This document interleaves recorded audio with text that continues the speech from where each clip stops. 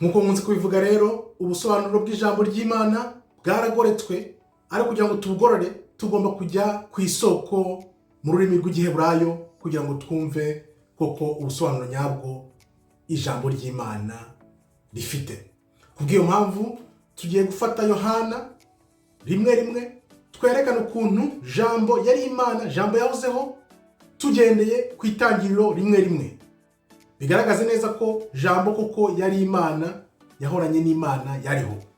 Katangire kuri Yohana rimwe. Mbere na mbere hariho jambo uwo yahoranye n'Imana kandi jambo yari Imana. Hariho jambo yahoranye n'Imana kandi jambo yari Imana. Bivuze iki rero? Ibi ngibi kugira ngo byumve, uhita ujya ku itangiriro rimwe, aho batubwira ko mbere na mbere Imana yaremye ijuru n'isi. Imana yaremye ijuru n'isi, niko tubisoma muri Bibiliya dufite, ariko reka turebe mu Giheburayo uko babidusobanurira. Reka rero twifashishe itangiriro rimwe, aribyo bita mu Giheburayo Bereshit echad. Reka dusome Bereshit bara Elohim et hashamayim ve'at ha'oretz. Katuyari tubisesengure ijambo ku ijambo, turebe uko bisobanuye nuko koko jambo yahozeho, jambo yahoranye n'Imana. Urebe mu Cyongereza, mu Gifaransa, izindi ndimi zose ntago bisobanurwa kimwe. Ariho none tugiye kureba havuye ngo alpha na omega, wumva abagereki biganye babivanye. Aribyo bidusobanura neza ko jambo yari Imana, yahoranye n'Imana. Byagenze gute? Reka turebe. Hano rero ubona nashyize akaziga ku magambo atukura, nibyo bitwereka ko mbere y'uko Imana irema ibintu byose, yarabanje irema ibyo abagereki bita alpha na omega. Reka tuze turebe ariryo jambo wahoranye n'Imana. Reka tuze tubisesengure ijambo ku ijambo. Elohim, izina ry'Imana, Aleph, Lamed, Het, Yod, Mem Sofit. Et hano ni inyuguti ya mbere y'Igiheburayo, Aleph, na Tav, inyuguti ya nyuma y'Igiheburayo, ariho abagereki bakopeye alpha na omega. Nuko tugiye kubireba ukuntu Imana yabanje kurema jambo, ariho tubona ko muri Yohana jambo koko yari kumwe n'Imana kandi yari Imana. Jambo ryari mu Mana kandi jambo yari Imana. Nuko tugiye kubirebera rero. Aleph Tav, inyuguti ya mbere y'Igiheburayo kugeza ku ya nyuma y'Igiheburayo, Imana nibyo yabanje gukora mbere yo kurema ibindi byose. Nuko tugiye kubireba mu kanya. Dusobanura ijambo ku ijambo rero, duhereye kuri Bereshit, mbere na mbere, Bet, Resh, Aleph, Shin, Yod na Tav. Mbere na mbere Bereshit. Bara, Bet, Resh, Aleph, kurema. Hashamayim, ijuru.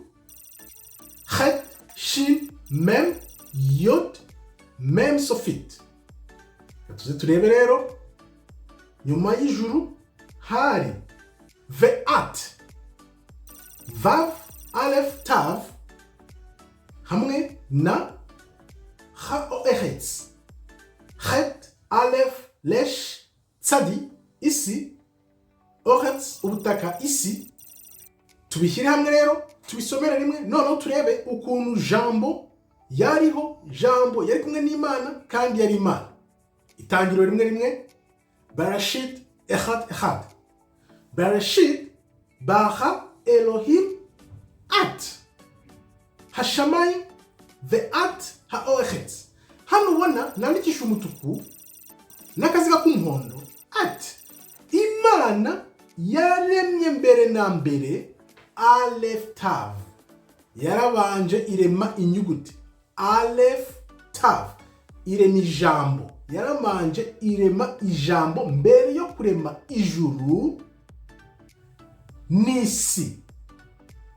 Hashamayim ve'at ha'oretz. Imana yarabanje irema Aleph Tav, yabanje irema ijambo, irema inyuguti zose Aleph Tav, noneho ibona kurema isi n'ijuru. Imana rero yarabanje irema ijambo, irema kuva kuri Aleph kugera kuri Tav, Aleph, Bet, Gimel, Dalet, Het, Vav, n'ibindi irakomeza igeza kuri Tav. Imana rero imaze kurema ijambo, yaremye ijambo ririmo, kuko iryo jambo ryari mu Mana. Yaremye ijambo mbere na mbere, Aleph Tav, Et, noneho ibona kurema Hashamayim, ijuru, Ve'at Ha'oretz, irema ijuru n'isi. Ariko yabanje kurema ijambo, ijambo ngo turibona rihagarariwe na Aleph Tav, ariho wumva abantu bavuga ngo Imana cyangwa se Kristo ni Alpha na Omega, babikopeye mu Giheburayo, kuko Imana yarabanje irema Aleph, irazamuka irema inyuguti zose igera kuri Tav, irema ijambo. Imana yabanje kurema ijambo.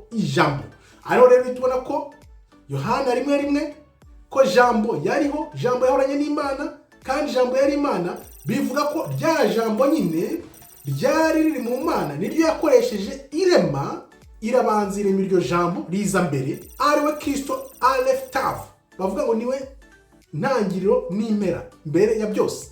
Niho rero byavuye ko Abaheburayo bari bafite uyu mwimerere wuko Imana yaremye ijambo mbere na mbere, noneho Abagereki baza nyuma babikopera babyita Alpha na Omega.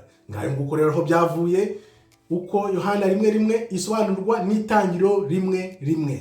Nguko rero uko Yohana 1:1, mbere na mbere hariho jambo, jambo yahoranye n'Imana, kandi jambo yari Imana, jambo yariho, jambo yahoranye n'Imana, kandi jambo yari Imana.